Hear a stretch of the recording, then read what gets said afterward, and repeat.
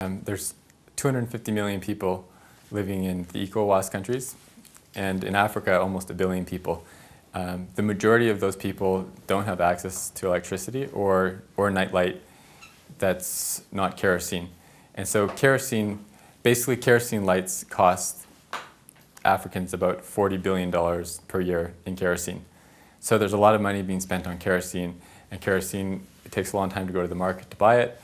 It has particulate matter, it has greenhouse gases, and it's expensive. $40 billion is a lot of money.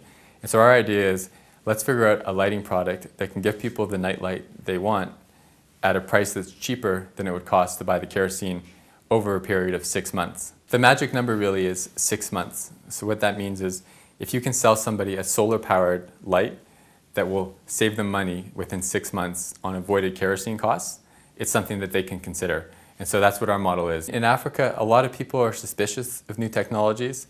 Sometimes they don't know how long it's going to last, so it's a big barrier to spend $30 on something when you've never seen it around. So there's a lot of suspicion and a lack of trust in new technologies. So that's one big barrier. Another big barrier is just availability at a reasonable price. Cost is the biggest barrier, bar none. The cost is the biggest barrier. The marketing is absent in most cases, and the awareness is not there. Currently, our number one guiding parameter is to provide lights to people at a low price that will avoid them using kerosene.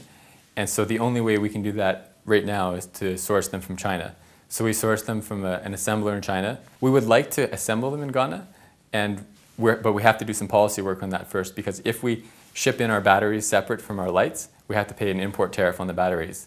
Whereas if they're inside the light, we don't have to. So there's some barriers like that that will require some government relations work. One of the big problems when you're trying to source solar products is there's a lot of manufacturers out there, and a lot of these products are in their first generation.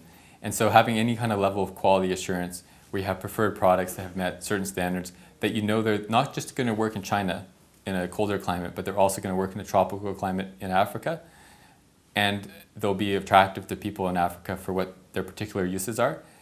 That kind of certification and quality assurance is essential for making the market work. One of these lights replacing one kerosene lamp will save 216 kilograms of carbon dioxide equivalent greenhouse gases in 1 year.